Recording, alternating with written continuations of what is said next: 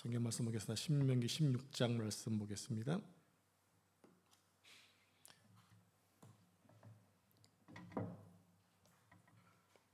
신명기 16장 9절로 17절까지 말씀을 한 절씩 교독합니다. 신명기 16장 9절로 17절, 제가 9절 말씀 읽겠습니다. 7주를 셀지니 곡식의 낫을 되는 첫날부터 7주를 세어 내 하나님 여호와 앞에 77절을 지키되 내 하나님 여호와께서 내게 복을 주신 대로 내 힘을 헤아려 자원하는 예물을 드리고 너와 내 자녀와 노비와 내 성중에 있는 레위인과 및 너희 중에 있는 객과 고아와 가부가 함께 내 하나님 여호와께서 자기의 이름을 두시려고 택하신 곳에서 내 하나님 여호와 앞에서 즐거워할지니라. 너는 애굽에서 종되었던 것을 기억하고 이 규례를 지켜 행할지니라. 너희 타작마당과 포도주 틀에 소출을 거두어 드린 후에 이레 동안 초막절을 지킬 것이요 절기를 지킬 때에는 너와 내 자녀와 노비와 내 성중에 거주하는 레위인과 객과 고아와 과부가 함께 즐거워하되 내 하나님 여호와께서 택하신 곳에서 너는 이레 동안 내 하나님 여호와 앞에서 절기를 지키고 내 하나님 여호와께서 내 모든 소출과 내 손으로 행한 모든 일에 복 주실 것이니 너는 온전히 즐거워할지니라. 너의 가운데 모든 남자는 1년에 3번 곧 무교절과 칠칠절과 초막절에 내 하나님 여호와께서 택하신 곳에서 여호와를 배웁되 빈손으로 여호와를 배웁지 말고. 같이 읽겠습니다. 각 사람이 내 하나님 여호와께서 주신 복을 따라 그 힘대로 드릴지니라. 아멘. 이 말씀은 살아계신 하나님의 말씀입니다. 아멘. 우리 앞에 앉으신 소중한 분들과 인사 나누겠습니다. 당신은 존귀한 하나님의 자녀입니다. 아멘. 자, 오늘 맥주 감사절을 맞아 지난 6개월 동안 베풀어 주신 하나님의 은혜를 감사하고 또 남은 6개월도 하나님의 은혜 안에 머물기를 작정하는 복된 주일 되기를 축복합니다. 올해 맥주 감사절을 맞아서 감사해가는 10가지 격언을 제가 좀 포털 사이트에서 검색을 해봤습니다. 화면을 보시고 한 가지 이상을 또 마음속에 새기고 실천해 보시기를 바랍니다. 잘 보이나 모르겠네요. 같이 한번 읽어볼까요? 사람이 이름만 빼고 한번 읽어보겠습니다. 시작. 감사는 모든 미덕의 어머니다. 가장 축복받는 사람이 되려면 가장 감사하는 사람이 되라. 작은 것에 감사하지 않는 자는 많은 것에도 감사하지 않는다. 불행할 때 감사하면 불행이 끝나고 형통할 때 감사하면 감사가 연장된다. 하루를 원망하며 사는 것보다는 하루를 감사히 받아들이는 것이 나에 대한 최선의 여유이다. 감사는 아무리 해도 부족하다. 우리의 이웃은 감사의 미소 위에 그들의 인생을 건축하기 때문이다. 감사하는 마음은 타인을 향하는 감정이 아니라 자신을 향하는 감정이다. 감사는 최고의 항암제요, 해독제요, 방부제다. 의식 있는 사람은 자신이 갖지 못한 것에 대해 슬퍼하지 않고 자신이 갖고 있는 것에 대해 기뻐한다. 행복과 풍요로운 인생은 감사합니다라고 하는 간단한 말로 시작하며 그때부터 인생은 가볼 만한 여행이 된다. 이것을 광고 주보란에 실어놨으니까 한 가지 이상을 여러분 좀 생각하시면서 실천해 보셨으면 좋겠습니다. 가장 마음에 드는 게 뭔가요? 감사하면 항암제래요. 방부제랍니다. 예, 오늘 우리가 지키는 맥주절은 이스라엘의 7대 절기 가운데 하나이고요. 유대 남성이라면 의무적으로 예루살렘 성전에 올라가서 제사를 드려야 하는 3대 절기 중에 하나였습니다. 구약에는 하나님의 절기가 여러 곳에 소개가 되고 있는데요. 화면을 보시면 먼저 절기가 무슨 뜻인가를 보겠습니다. 히브리어로 하그, 허그가 아니에요. 하그입니다. 이 말은 무슨 뜻인가? 하나님이 정해놓으신 시간표다라는 거예요. 하나님의 정해놓은, 다른 말로 하나님의 시간표 이렇게 얘기합니다. 그것을 축제, 순례 절기로 지키는 것을 말하는 것이 하그라는 히브리어 단어 절기입니다. 다음은 절기 순서를 좀 볼까요? 7개 절기가 어떻게 진행되는지 왼쪽부터 보면 유월절, 다음에 무교절, 초실절, 오순절, 나팔절, 속죄절, 초막절로 7개가 되는데 밑에 보시면 유월절, 무교절, 초실절은 봄절기입니다. 이것이 8일 동안의 세기가 연거푸어 있어요. 이해가 되시나요? 그래서 6월절을 시작하면 그 다음 날에 무교절이 시작되고 무교절 다음 날이 일요일이에요. 우리가 주기는 주일이거든요. 이날 주님께서 부활하신 날 초실절, 그래서 부활의 첫 열매가 되셨다 해서 우리가 지금 주일을 지키고 있죠. 이렇게 8일 동안의 세 개의 절기가 있고 여름절기로 칠칠절 오순절이 있습니다. 그리고 가을절기로 나팔절, 속죄절, 장막절이 있습니다. 이제 좀 화면을 보시고 좀 더 자세히 살펴보겠습니다. 비교적 자세히 설명해 놓았기 때문에 화면을 좀 자세히 봤으면 좋겠습니다. 자, 가장 먼저 너무 작죠?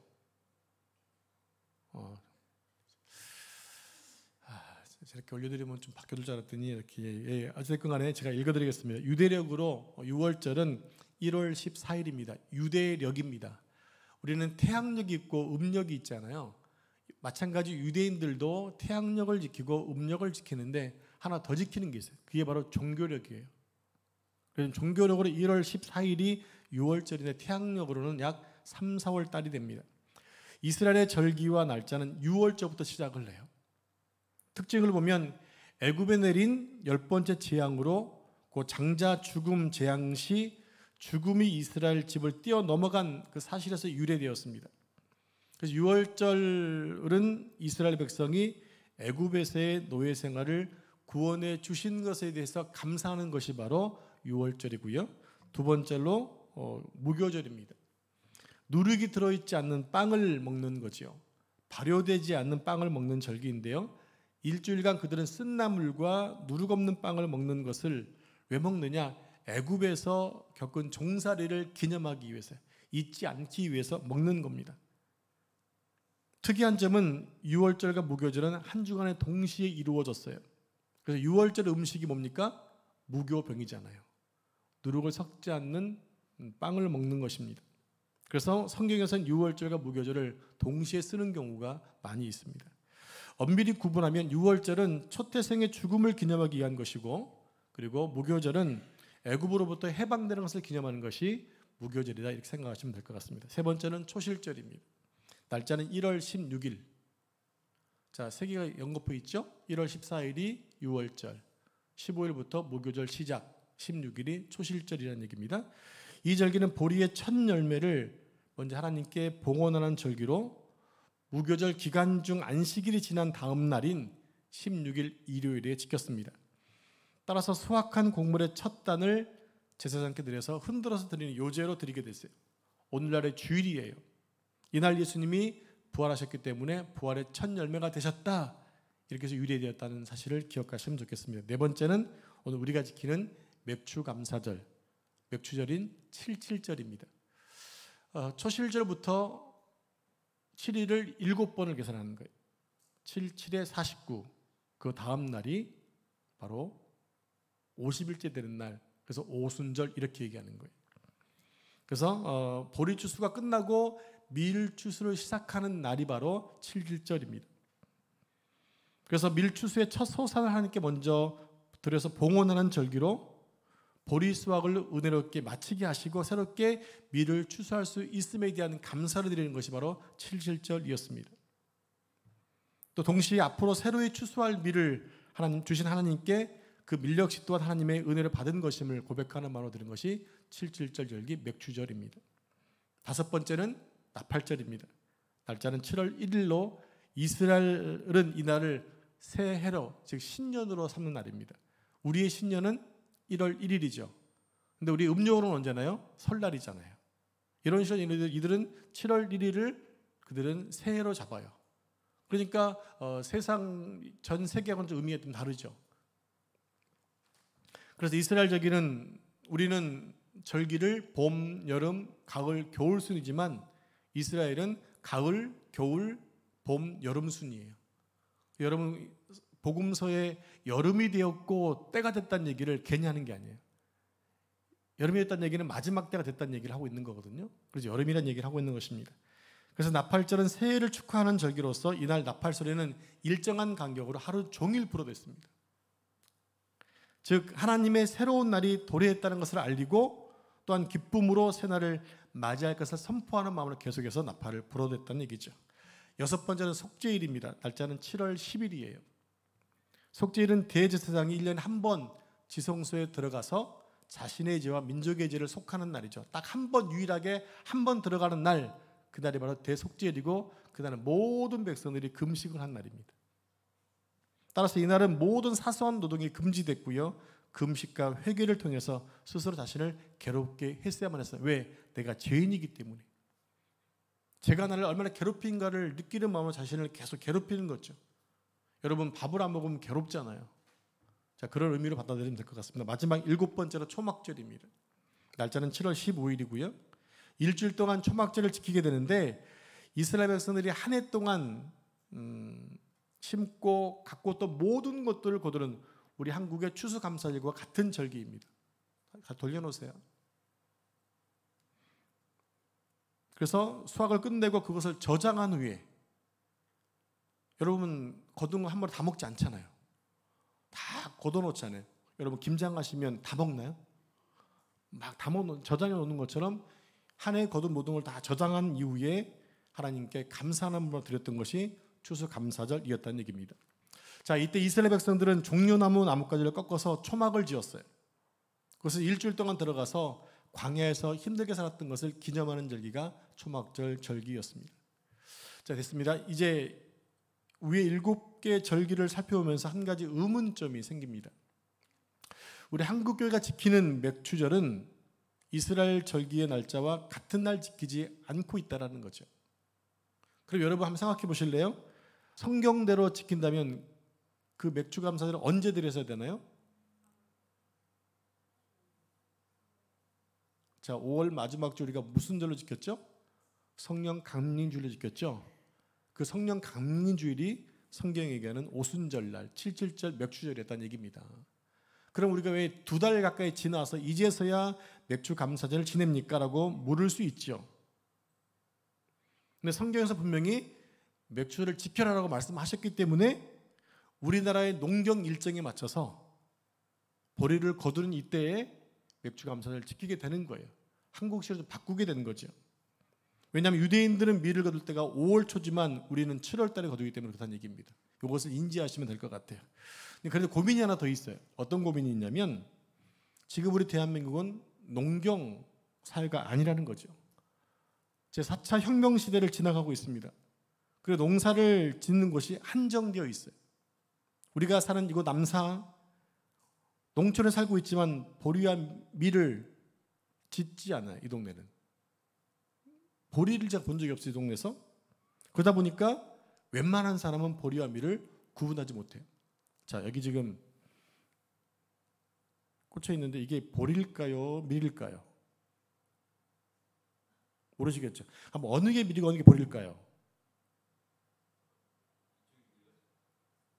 그죠? 똑같은 거거든요. 그리고 이게 보리입니다. 네, 왜 그러느냐? 너무 비슷해요. 자, 사진 보여주십시오. 어느 게 밀이고 어느 게 보리일 것 같습니까? 왼쪽이 밀, 오른쪽이 보리? 다음 사진. 어느 게 밀고 어느 게 보리 같습니까? 왼쪽이 보리, 오른쪽이 밀? 제가 헛갈릴까 봐요. 이렇게 적어놨어요. 아, 작은 글자 왼쪽이 밀, 오른쪽 세 글자가 보리 했기 때문에 다시 앞 사진이요. 왼쪽 사진이 밀, 오른쪽이 보리입니다. 다음 사진. 네, 왼쪽이 밀, 오른쪽이 보리예요. 구분하시나요? 거의 비슷하죠. 그렇게 잘 모르는 거예요. 여러분 혹시 그 광어하고 도다리 구분할 수 있으세요? 네? 제가 그것 때문에 지금 왼쪽 오른쪽 작업 공부거든요. 사진 좀 보여주실래요? 어느 게 광어, 어느 게 도다리 같아요? 알려드릴게요. 왼쪽 광어, 오른쪽 도다리. 눈이 왼쪽에 있으면 광어고요, 눈이 오른쪽에 있으면 도다리예요. 그러니까 세 글자는 도다리, 두 글자는 광어란 얘기입니다. 뭐 알려주면 좀 가름치 하셔야지. 알고 계셨죠? 네, 모르시는 분이 많으실 것 같아요. 저도 안지 얼마 안 됐거든요. 그래서 제가 까먹을까봐 이게 해놓고 나서 그림 그려놓고 이게 어느 게 밀어 헷갈릴까봐 작은 글자는 밀, 오른쪽 글자는 볼을 해놓은 거예요. 구분이 거의 안 되시죠? 자, 다시 한번 이게 볼입니까 밀입니까? 선생님께 물어봐서 선생님이 뭐예요? 볼이라고 하더라고요. 그래서 볼인 줄 아는데 구분이 잘 안 가더라고요. 사진을 이미지 해놨지만, 예, 이렇게 우리가 좀 밀과 보리도 구분 못하는데 무슨 맥주 감사절을 지키냐고 하는 거예요. 내가 뭔가 좀 이것을 뭐 거둔다라든지 아니면 구분도 할 수 있어야 되는데 그런 구분도 하지 못하는 가운데 어떻게 예배를 드리냐. 중요한 것은요, 하나님이 맥주 감사절을 지키라고 말씀을 하셨다고 명령하셨다고 하는 거예요. 그것도 1년에 기본 한 번은 지키라고 말씀하셨어요. 그래서 오늘은 본문을 통해서 맥주절을 지키는 방법 그리고 영적인 의미가 뭔가를 생각해 보도록 하겠습니다. 먼저 크게 첫 번째로 맥주를 지키는 방법입니다. 자, 첫째로 내게 복을 주신 대로 지키라고 하셨습니다. 어떻게 지키라고요? 내게 복을 주신 대로 지키라. 자, 10절 말씀 같이 합독하겠습니다. 시작. 내 하나님 여호와 앞에 77절을 지키되 내 하나님 여호와께서 내게 복을 주신 대로 내 힘을 헤아려 자원하는 예물을 드리고. 아멘. 자, 이스라엘 사람들은 애굽에 종되었던 시절과 또 40년 광야 생활을 방황하면서 살았던 나들을 잊어버리지 말라는 거예요. 그것을 생각하며 이 날을 감사함으로 지켜야 했습니다. 자, 본문 12절입니다. 같이 시작. 너는 애굽에서 종되었던 것을 기억하고 이 규례를 지켜 행할지니라. 여러분, 한 가지만 질문하겠습니다. 이스라엘 백성들이 이 맥주를 지키는 장소가 어디입니까? 지켜야 될 장소가 어디죠? 광야입니까? 이스라엘 땅, 가나안 땅입니까? 이 부분이 지금 정립이 안 되면 어려운 거예요. 여러분, 본문에서 읽으셨잖아요. 여호와께서 택하신 곳, 정해놓으신 곳, 그것이 어디예요? 가나안 땅이란 말이에요. 예루살렘이란 말이에요. 본문 읽으셨잖아요. 계속해서 반복된 날이 있었어요. 여호와께서 정해놓으신 곳, 택하신 곳. 신명기에는 계속 그런 말씀이 많이 나오세요. 들어갈 땅이니까. 지금 하나님은 맥추절, 유월절 이런 모든 지키는 절기는 광야에서가 아니라 들어가서 농사하고 추수하고 난 이후에 드리는 것이기 때문에 가나안 땅이라는 얘기입니다. 무엇을 약속하신 하나님이 그들에게 축복해 주셔서 풍성하게 거두게 하실 것이라는 전제하에 드리다고 하는 거예요. 이해가 되시죠? 하나님은 아무것도 없는 곳에서 지키라고 하지 않으셨어요. 약속의 땅에 들어가서 농사를 지어 추수할 때 하나님의 은혜를 돌아보고 감사라고 하셨다는 겁니다. 우리도 하나님께서 우리에게 복 주신 대로 맥주절을 지켜야 합니다. 왜냐하면 우리나라도 일본에게 종이 되었던 적이 있었기 때문입니다. 과거 우리나라가 얼마나 못 먹고 못 입고 못 살았습니까? 일제 강점기 때는 공출이라고 해서 농사 지은 것을 다 빼앗겼어요. 6.25 동란 이후에는 국토가 폐허가 되어서 온 국민이 거지가 되었죠. 남의 나라의 원조로 살았습니다. 그래서 우리도 한번 잘 살아보자 발버둥 치면서 새벽종 칠 때 일어나 새벽종이 울렸네 새아침이 밝은다면서 열심히 살아왔어요. 하루 종일 수고해야 먹고 살았던 적이 있었습니다. 우리나라에.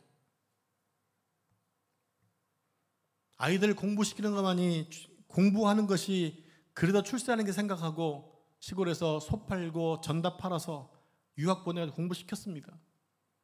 그렇게 혜택 받으신 분들 계시죠? 그게 현재 우리나라 과거였다는 얘기입니다. 또 보릿고개 때는 어땠습니까? 먹을 것이 없어서 촉은 목피로 먹고 살았던 적이 있었다고 합니다. 그런데 지금 우리나라의 사람들의 고민이 뭔지 아십니까? 지금 사는 고민이 어떻게 하면 살을 뺄까 고민이에요. 그래서 가장 인기 있는 게 다이어트 제품이라고 합니다. 여러분, 우리는 이렇게 큰 복을 누리고 있는데 이러다 보면 하나님을 잊어버릴 수 있다고 하는 거예요. 하나님의 은혜를 잊어버릴 수 있기 때문에 그 절기를 주면서 절기 때마다 이스라엘의 애굽의 노예 생활을 기억하고 광야 생활을 기억하라고 말씀해 주었던 거예요. 우리들 이렇게 해마다 절기를 지키면서 우리에게도 그런 돌아보는 기억해보는 시간들을 가져야 한다는 얘기입니다. 왜요? 하나님의 은혜를 잊지 말자는 것이에요. 잠언 30장 7절 9절까지 말씀 한 절씩 저랑 교독하겠습니다. 내가 두 가지 일을 주께 구하였사오니 내가 죽기 전에 내게 거절하지 마시옵소서. 곧 헛된 것과 거짓말을 내게서 멀리 하옵시며 나를 가난하게도 마옵시고 부하게도 마옵시고 오직 필요한 양식으로 나를 먹이시옵소서. 자, 9절 같이 읽겠습니다. 혹 내가 배불러서 하나님을 모른다 여호와가 누구냐 할까 하오며 혹 내가 가난하여 도둑질하고 내 하나님의 이름을 욕되게 할까 두려워함이니이다. 이게 누구의 기도냐면 아굴의 기도예요. 아굴이 하나님께 두 가지 기도 제목을 드렸어요. 근데 9절에서 이렇게 말하죠. 혹 내가 배불러서 하나님이 나에게 축복해 주셔서 내가 배불러서 혹 하나님을 모른다 할까 겁이 납니다. 나로 하여금 너무 가난하기도 마시고 부하기도 마시고 적당하게 해주십시오. 하나님의 은혜를 잊지 않게 살게 해요. 그래서 신명기 6장에 보면 이런 말씀이 있어요. 너희들이 가나안 땅에 들어가 좋은 집, 좋은 성읍, 좋은 포도원을 얻고 배불리 먹게 될 때 그 뒤에 말씀 여호와를 잊지 말라 하셨어요. 그럼 우리들은 점점 잘 살게 되면서 하나님을 향한 우리의 신앙과 감사 생활이 형식화되고 있는 것은 아닌지 돌아봤으면 좋겠습니다. 대전에 감리교단의 신학교 모건대학교가 있거든요. 신학대학교 교수님이 옛날 가난했을 때 이야기를 제주도에서 한 식당에서 동기 목사님과 모였을 때 나누셨던 얘기를 한 에피소드가 있습니다. 감리교에서 감독까지 지내신 목사님들이 신학교 시절에 겪었던 일인데 그 어르신들이 지금은 다 은퇴하셨거든요. 그 어르신들이 당시에 신학교 생활 공부할 때만 해도 너무너무 어려웠던 당시에 제가 80년대 신학교를 다녔는데 그때도 어려웠거든요. 근데 그분들은 60년대 했으니까 얼마나 더 어렵고 힘들었겠어요. 다들 촌에서 자라서 대전에 올라와서 학교를 다니는데 당시 대전에서 가장 큰 교회를 다니는 목사님께서 당신 교회 시무하는 전도사님들을 불러서 고급 레스토랑에서 식사 대접을 했다는 얘기입니다. 근데 신학생들이 난생 처음 고급 식당에 가봤더니 어리둥절한 거예요. 여러분 식탁 위에 딱 가면 둥그런 테이블에 식탁이 테이블보가 깔려 있고 거기에 이렇게 모자같이 하얀 게 모자같이 생긴 거 있잖아요. 그게 여러분 뭐에 쓰는 거죠? 머리에 쓰는 거잖아요. 난생 처음 오신 분들이나 모자를 어떻게 모르니까 다 뒤집어 쓰신 거예요. 고기가 나오니까 고기를 갖다 그냥 구워 먹어야 되는데 숯불이 나오기 전에 다 먹어버린 거예요. 숯불이 나왔어요. 다 먹어버렸어요. 근데 식사 이후에 티백이 차가 나왔는데 티백을 어떻게 먹는 난생 처음이니까 티백을 뜯어가지고 물에 타서 마셨다는 거 아닙니까? 우리가 지금 볼 때 너무나 우스운 얘기지만 처음 경험하면 그렇잖아요. 우리가 처음에 레스토랑 갔을 때 포크도 있고 그다음에 스푼도 있고 칼도 있잖아요. 이게 또 놓는 위치가 또 있지 않습니까? 그게 뭐 알아야 또 뭐 유식한 이게 무슨 뭐 상식이니 뭐 등등해서 모르면 좀 다겠다는 얘기 있었었는데 그런 시대가 있었다고 하는 거죠. 뭐 지금이야 눈치 안 보고 먹긴 하지만 자 그만큼 우리나라가 가난했다는 얘기를 말씀드리는 거예요. 그게 지금 뭐 우리 아이들은 잘 모르는 것이지만 그렇게 힘든 세대를 우리 부모 세대가 살아왔습니다. 자 오늘 맥추절을 맞아서 지난날 애굽에서 종노릇했을 때 광야생활 40년간 고생했을 때를 기억하고 지금 복을 주신 대로 감사하는 하나님의 말씀을 되새기면서 우리의 삶을 되돌아봐라는 겁니다. 지금 풍성하게 누리고 있는 하나님 은혜와 복을 헤아려 보라는 거예요. 이게 우리의 의입니까? 우리의 공로입니까? 아니면 하나님의 은혜입니까? 그러니까 감사해야 한다는 겁니다. 자, 두 번째로 내 힘을 다하여 감사라고 하셨어요. 내 힘을 다하여 힘을 헤아려 감사하라. 자, 10절 하반절을 보면 내 힘을 헤아려 자원하는 예물을 드리고 있습니다. 계속해서 민수기 28장 26절 27절 한 절씩 교독하겠습니다. 77절 처음 익은 열매를 드리는 날에 너희가 여호와께 새 소재를 드릴 때에도 성회로 모일 것이요 아무 일도 하지 말 것이며 수송아지 2마리와 수장 1마리와 1년 된 수장 7마리로 여호와께 향기로운 번제를 드릴 것이며 네, 맥주에도 드리는 예물이 있습니다. 수송아지 2, 순양 1, 1년 된 순양 7, 소재는 고운 가루로 기름을 섞어드리라. 이거 한 사람이 드리는 게 아니에요. 이렇게 드려지라는 얘기입니다. 하나님께서 제사를 드리게 하실 때 사람이 형편에 따라 드리도록 하셨어요. 일정한 제물을 정해놓게 드리게 되면 형편이 된 사람은 드릴 수 있지만 형편이 안 된 사람은 못 드리고 못 드렸을 때 얼마나 많은 자괴감이 들겠습니까? 하나님 그래서 삶의 형편에 따라서 잘 사는 사람은 송아지를 드리게 했고, 보통 사람은 양을 드리게 했고, 가난한 사람은 비둘기, 정말 가난한 사람은 가루로 드리게 했어요.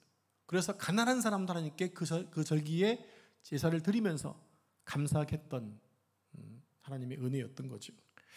이렇게 하나님은 제물을 한 가지로 통일시키지 않으시고 누구나 형편에 따라 드릴 수 있도록 구분해 놓으셨습니다. 왜냐하면 가난해도 하나님 감사할 수 있게 하라는 것이었습니다.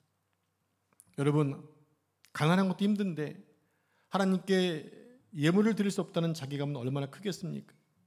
그래서 가난한 사람에게도 이 가루를 드리게 함으로써 하나님께 감사하고 제사하게 했던 것입니다. 그런데 그것마저도 하지 않는다면 바로 배은망덕하게 된 거죠. 그런 자는 어떻게 된다? 이스라엘에서 제하여 버린다라고 말씀하세요. 하나님은 충분하게 은혜를 주셨습니다. 그런데도 배은망덕해서 은혜를 기억하지 않고 감사하지 않고 배반해 버린다면 결국 제해 버린다고 하신 말씀이었어요. 근데 그 전에 어떤 전제입니까? 내가 너희를 먹게 해줄게라는 전제가 깔려 있는 거죠. 여러분, 이솝 우화에 여러분 잘 아는 이야기가 있습니다. 한 농부가 산길을 가다가 파놓은 큰 구덩이에 호랑이가 빠졌습니다. 울부짖고 있는 것을 지나가던 나그네가 보고 착한 농부가 사정사정하는 호랑이가 불쌍해서 꺼내주었습니다. 어떻게 했죠? 호랑이가 농부를 잡아먹으려고 합니다. 농부는 은혜를 모르는 호랑이에게 잡혀 죽는 것이 너무나 억울해서 항소에게 물어봤어요. 하지만 항소는 농부를 잡아먹는 것이 옳다고 얘기합니다. 왜 그러느냐? 사람들은 자기를 평생 일만 시키다가 마지막에 잡아먹는다는 거예요. 그래서 죽어도 마땅하다는 거예요. 억울한 농부는 또 여우에게 가서 묻습니다. 여우 또한 호랑이 편을 듭니다. 사람들이 여우를 잡아다가 밍크코트를 만들어 있기 때문에 사람은 죽어도 된다는 거예요. 농부가 너무 억울해서 한 번 더 물어보자고 토끼한테 갑니다. 토끼는 자기는 머리가 나빠서 상황 파악이 잘 안 되니까 다시 한번 그 현장을 좀 보여달라, 설명해달라 얘기합니다. 호랑이는 실감나게 설명하기 위해 자기가 빠졌던 그 구덩이에 퐁당하고 들어갔습니다. 그때 토끼가 하는 말, 농부님은 그냥 가셔도 됩니다. 저렇게 은혜도 모르는 놈은 구해줄 필요가 없습니다. 그래서 토끼와 농부는 그 자리를 떠났다는 이야기입니다. 은혜를 모르고 사람을 잡아먹으려고 했던 호랑이는 울부짖다가 어떻게 됐겠어요? 굶어 죽었겠죠. 여러분, 이야기는 단순한 이솝 이야기지만 많은 것들을 교훈을 주고 있지 않습니까? 받은 은혜를 감사히 한다는 거예요. 여러분, 받은 은혜를 감사하셔야 한다는 얘기입니다. 반드시 감사를 표현하셔야 돼요. 말이라도 또 하셔야 한다는 얘기입니다. 받았는데 그냥 아시겠지 뭐 그러지 마시고, 밥 먹었으면 잘 먹었습니다. 간단한 거지만 표현하는 것이 감사라는 거죠. 감사하지 않는 사람은 스스로 은혜를 박차는 결과가 되고 맙니다. 맥주절은 하나님이 주신 축복과 은혜 중에서 최선을 다하여 감사하는 것입니다. 하나님께 은혜를 받은 성도는 배은망덕하면 안 됩니다. 오늘 여러분은 최선을 다해 감사하셨나요? 아직 못 미치다면 예배 끝날 때까지 마음을 다해 감사하시기 바랍니다. 자, 세 번째, 자원하는 예물을 드려야 했습니다. 10절 하반절에 보면 내 힘을 헤아려 자원하는 예물을 드리라고 말씀하십니다. 성도 여러분, 하나님은 자원하여 드리는 예물을 기뻐하세요. 하나님은 거지가 아니세요. 여러분 생각하셔야 됩니다. 하나님은 창조주시고 우리의 모든 것을 주시는 공급자세요.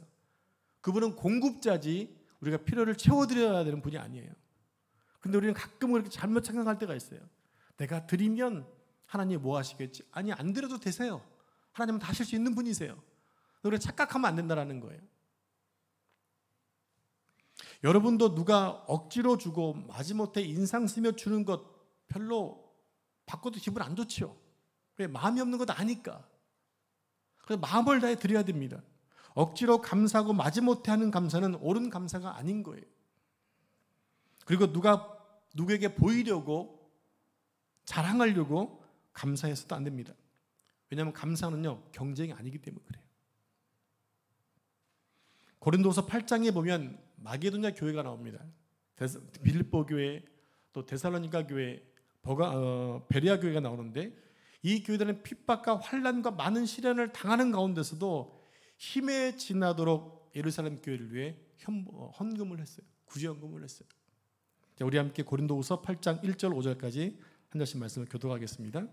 형제들아, 하나님께서 마게도냐 교회들에게 주신 은혜를 우리가 너희에게 알리노니 환난의 많은 시련 가운데서 그들의 넘치는 기쁨과 극심한 가난이 그들의 풍성한 연보를 넘치도록 하게 하였느니라. 내가 증언하노니 그들이 힘대로 할 뿐 아니라 힘에 지나도록 자원하여 이 은혜와 성도 섬기는 일에 참여함에 대하여 우리에게 간절히 구하니. 오늘 같이 읽습니다. 우리가 바라던 것뿐 아니라 그들이 먼저 자신을 주께 드리고 또 하나님의 뜻을 따라 우리에게 주었도다. 여기 2절에 보게 되면 마게도냐 교회에게 붙여진 말 가운데 극심한 가난이라는 말이 있어요. 극심한 가난. 헬라 말에 가난이라는 두 가지 단어가 있는데, 한 가지는 상대적인 가난. PPT 올려주세요. 상대적인 가난. 그리고 잘 사는 사람보다 비교해서 못 사는 것을 페니아라는 단어를 쓰고 있어요. 페니아. 근데 오늘 본문에 쓰고 있는 것은 푸토케이아라고 극심한 가난, 절대적인 빈곤, 이런 가운데서도 지금 마게도냐 교회들은 이렇게 힘들고 어려운 자들을 섬겼다고 하는 거예요. 우리들도 지난 반년 동안 지켜주신 하나님의 은혜, 우리에게 먹을 것과 입을 것을 주신 하나님의 축복에 감사하면서 인색함 없는 예물을 드리고 감사히 한다라는 겁니다. 이제 그게 두 번째입니다. 맥주절의 영적인 의미에 대해서 잠깐 살펴보겠습니다. 맥주절의 영적인 의미. 지금 맥주 감사절을 지키는데 이런 의미가 있는데 이것이 오늘날 우리에게 어떤 의미가 있는가를 살펴봐야 되겠죠. 이스라엘 백성들이 지킨 맥주절은 출애굽한 그들이 시내산에서 두 돌판을 받던 날입니다. 즉 그들이 출애굽하고 50일째 되는 날 시내산에 올라가게 되고 거기서 하나님의 율법을 받아요. 율법 받은 날이 77절입니다. 그러므로 그들이 지킨 맥주절은 생존과 추수에 대한 감사의 의미를 포함한 그 이상의 의미가 있다고 하는 거예요. 그게 무엇인가? 그 맥주절은 이제 신학을 통해서 이렇게 조명되게 되는데, 예수님이 인간의 죄를 대속하기 위해서 6월절 어린 양으로 돌아가시잖아요. 그리고 죽음을 이기고 3일 만에 부활하셨습니다. 부활하신 그날에 뭐라고 그랬어요? 보리의 첫 열매를 거두는 초실절 그랬습니다. 그리고 예수님은 40일 동안 제자와 함께 지내시면서 승천하시죠. 그죠? 500명의 제자들이 보는 가운데 하늘로 승천하시면서 이렇게 말씀하세요. 오직 성령이 너희에게 임하시면 너희가 권능을 받고 예루살렘과 유대와 사마리아와 땅끝까지 이르러 너희 증인이 되라. 이 말씀하시고 10일 동안 제자들이 마가의 다락방에 모여서 열심히 120명이 기도했을 때 성령이 임한 그날, 성령이 임한 그날이 바로 오순절 날입니다. 구약의 7절절이 신약에 뭐로 바뀌었어요? 오순절이 된 거예요. 오순절이 되면 성령이 임하면서 뭐가 탄생했습니까? 교회가 탄생을 한 거예요. 그 교회 오순절의 열매가 뭐냐? 바로 여러분과 제가 열매라는 거예요. 오늘날 교회이기 때문에. 이게 바로 뭡니까? 맥주절의 영적인 의미예요. 오늘날 우리는 계속해서 교회된 자들로 계속 추수를 해나가야 되는 거예요. 어떤 추수일까요? 하나님이 기뻐하시는 교회를 계속 세워가는 거죠. 그게 사람들을 전도하는 것입니다. 한 명 한 명이 교회이기 때문에 우린 그 일을 해나가는 사명을 지금 맡은 것입니다. 여러분, 맥주감사절은 다시 여쭤볼게요. 여러분, 맥주감사절이 그동안에 맥주감사절이 컸나요? 추수감사절이 컸나요? 우리의 인식에 의하면 맥주보다 추수감사절이 훨씬 크게 느껴졌어요. 근데 그렇지 않다라고 하는 거예요. 맥주절에 이런 의미를 깨닫지 못하면 작아 보이지만 맥주감사절에 지금 성령이 임하신 그 날이기 때문에 절대로 그냥 지날 수 없는 작은 날이라는 것이 아니라는 얘기예요. 절대 맥주는 작은 절기가 아니라 추수감사절과 거의 견주어서 동일한 축제 절기이기 때문에 3대 절기에 포함되고 있다는 사실을 기억하셔야 돼요. 이제 말씀을 정리하겠습니다. 맥주절은 단순한 추수감사절이 아닙니다. 하나님이 만유의 대주제가 되심을 확인하고 인정하는 거룩한 날일 뿐만 아니라 우리에게 산 소망을 주시는 성령대 강림날이기 때문에 그렇습니다. 그래서 우리는 매일 매순간 하나님께서 베푸신 은혜에 감사하기로 결단을 해야 되는 거예요. 여러분은 지난 6개월 동안 은혜 주시고 함께 주신 하나님의 은혜에 마음을 다해 감사하셨나요? 감사할 게 너무 많은데 혹시 잊어버리고 계신 것은 아니셨나요? 그 남은 6개월 동안 구체적으로 이제부터 감사를 해보셨으면 좋겠어요. 매일 밤마다 하루에 3개씩만 감사의 제목을 기억해 보시고 적으시고 잠자리에 들기 전 하나님 나에게 오늘 이렇게 3개의 감사 제목 주신 거 감사합니다 라고 기도하고 주무신다면 여러분 남은 180일 동안 놀라운 감사 제목이 쌓여질 줄로 믿습니다. 바로 그런 삶이 하나님 오늘 우리에게 요구하고 계시는 백주감사절의 의미라는 얘기입니다. 여러분의 감사의 삶이 늘 주님 오시는 날까지 이어지기를 축복합니다. 기도하겠습니다. 주님 감사합니다. 오늘 맥주 감사절을 통해 우리에게 주신 귀한 교훈의 말씀을 들려주시니 감사합니다. 날마다 하루의 삶을 살아가는 저들 가운데 하나님 은혜가 아니었으면 살 수 없었음을 고백합니다. 그 은혜로 여기까지 왔사오니 또 남은 6개월도 그 은혜로 가도록 도와주시고 매 순간 그 은혜에 감사를 표현하며 감사를 고백하며 감사를 찬양하는 삶이 될 수 있도록 인도해 주시옵소서. 늘 성령 충만한 가운데 하나님의 온전한 교회를 이루어가도록 축복해 주시옵소서. 이 모든 말씀을 거룩하신 예수님의 이름으로 기도합니다. 아멘.